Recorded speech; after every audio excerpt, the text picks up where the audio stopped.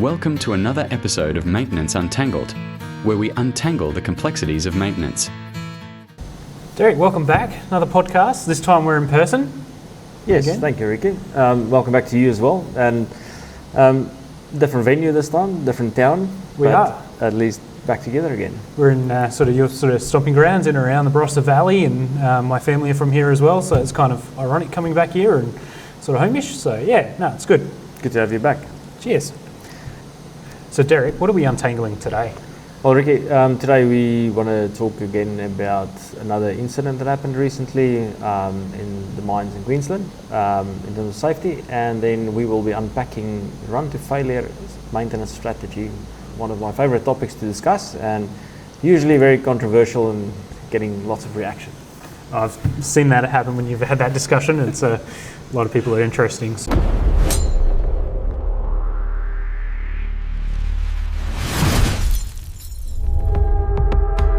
In terms of safety, obviously at the beginning of the year, unfortunately there was a mine collapse up in Queensland. One person was injured. Unfortunately one person did pass away during that collapse. So obviously condolences out to the family and the friends, and obviously the business is always a reminder to make sure, especially that time of year, Christmas, New Year's, to make sure that we're safe and those kind of things and just take those precautions. Obviously we don't understand the full what happened, why it occurred, all that sort of investigation that goes into it. So, and obviously unfortunately as well, there was also another death, Derick, around that time as well. So. Yep. So it was in a smaller gold mine operation, like a private operation. Same thing, full of ground. And Rick, I think it's a timely reminder that it doesn't matter, where you work.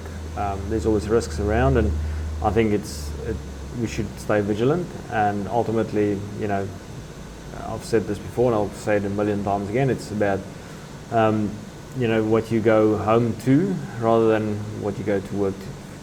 Where you go to work, and it's important to always keep that in mind. And it's also in terms of when you, rather than taking an unnecessary risk, rather focus on just getting work done safely and make sure you get home.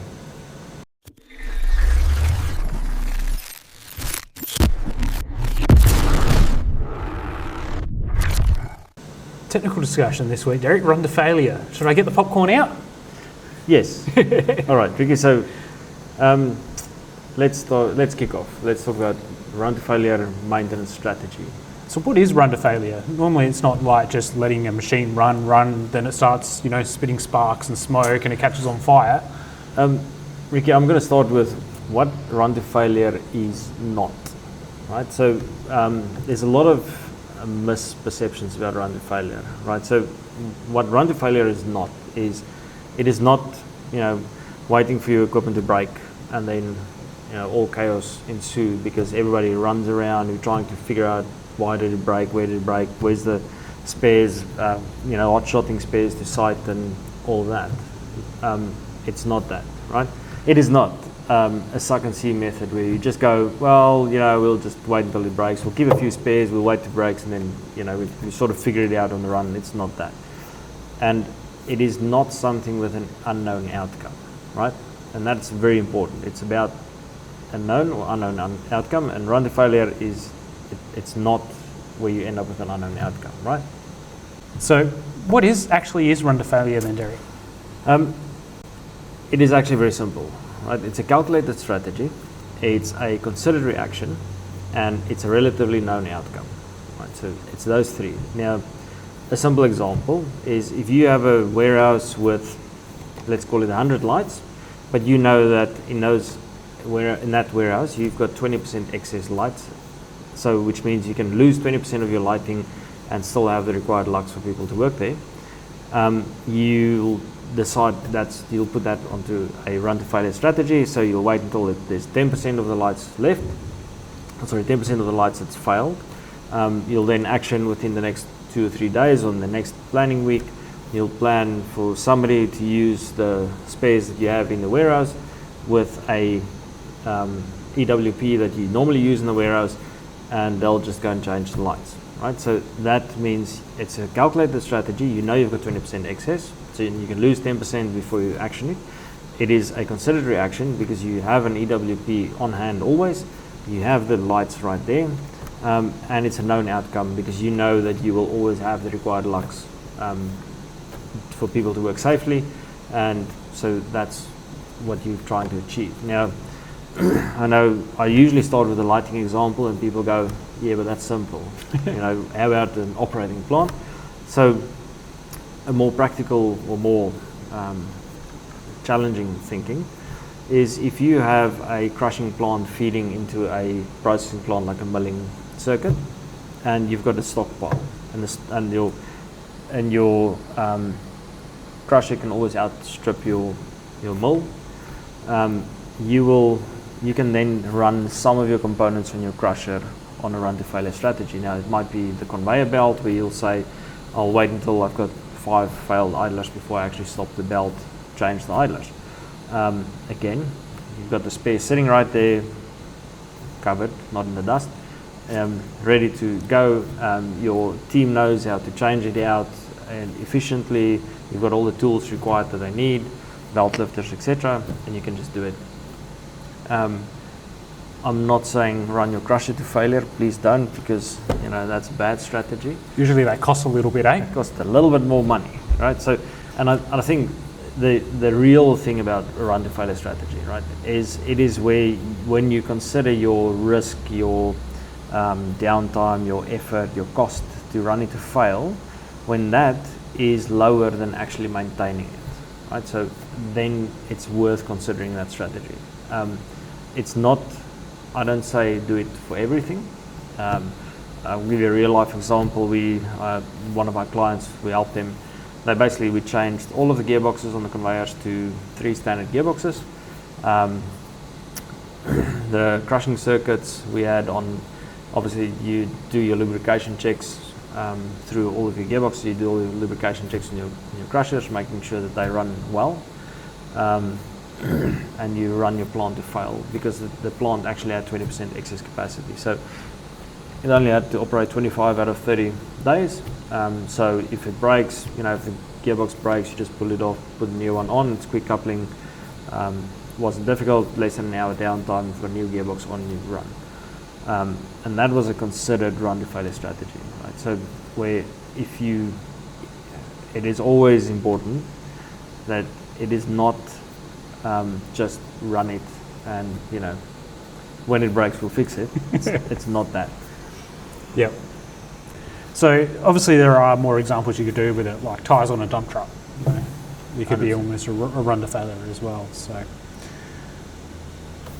and I think the key thing is you always consider the risk. You must always consider what's your risk. It's like when most of us drive motor vehicles. You won't be changing out the globes on your vehicle every 100,000 Ks. You just run it until the globe fails and you'll change it. The same on some of the other components. I mean, you won't change out the seat until it actually has got a spring sticking out. And it's the same approach. You certain things you'll measure and test, like tire tread you'll measure until it's bad, but other things you won't, and again your tire, because you've got a spare, you can run it a little bit further, and if it suddenly fails, there's a spare on hand, quick change out. Most of us can change the tire. I hope most of us can change the tire these days. But you're changing a tire, or you call the RAA and they come and change it for you. So Derick, you said something about those right items and calculating those kind of things. What is something that some business could do to make sure that the right items are considered to go to a run to failure strategy rather than a preventative or a...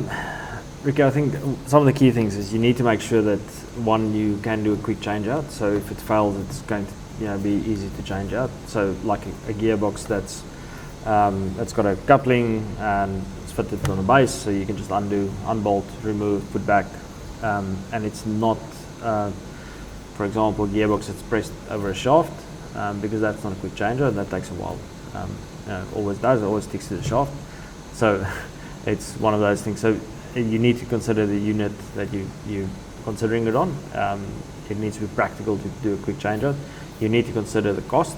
Obviously, if you, I have heard where in a previous working career, where they actually ran crushers to failure because they had a quick change-out unit on the crusher and then rebuilt it on the site. If the business has an appetite for that, you can do that. It's not, so it's all about, can you change the unit quickly, and then how much your downtime costs you versus that actual, maintaining it versus what the downtime is to do a quick change out. Because if you consider, I'll use the crusher example. If you consider rebuilding the crusher every 6 months or every 3 months, but and it takes you 24 hours, but you can have a quick change out unit that you can change out in 3 hours, you'll run it for 6 months and then change it out for 3. We had a similar situation on an electric arc furnace where we had 2 shells where you would run the shell lining up to the point where you're getting hot spots in your shell, and then you just change out the shell and you continue with the arc furnace. So it's that kind of strategy where it's practical. It's sort of, there's still some predictability to it because you know what the life normally is, but you'll stretch it and try and push it along and see if you can get more life out of it. So do you see this run to failure becoming more and more common with obviously like quick change outs? If used correctly? I think yes, I think it is, especially because it's one, there's more and more quick change out type of units available in most industries. But it's also because it gives you a lot more flexibility in terms of your maintenance. And when I say flexibility, basically you lower your effort on your maintenance because you can pull it out, send it off, getting it repaired off-site, come back, So, and again, it goes back to our previous discussion around labour shortage. When you start getting labour shortages, start considering doing quick change-outs because of units and then sending that unit out for refurbishment and bringing it back. Does that make sense? 100%. So, and that's run to failure. I am very keen for anybody to send us some questions or comments about it. That's all right. I'll be sitting there with the popcorn ready to go. All good. Well, Derick, thank you very much. That's another episode wrapped and done. Thank you. I think next week we've got a guest. I'm hoping, yes, we'll have a guest. We'll have a guest? We'll have a guest. Awesome. Believe it or not. And coming up in February, I've got a special treat for everybody. So I'm not going to reveal too much, but stay tuned, everybody. You're going to love what's coming up. It's got something to do with his passion. Nah, not at all. So if somebody listened. Till next week. Till next week, Ricky. Thank you. See you then, and all the best. All the best. Enjoy your weekend. I will. We'll see you all together. Please share, share, and send us any comments, questions, anything if you need. I don't know, if you want us to discuss a specific topic, please join in.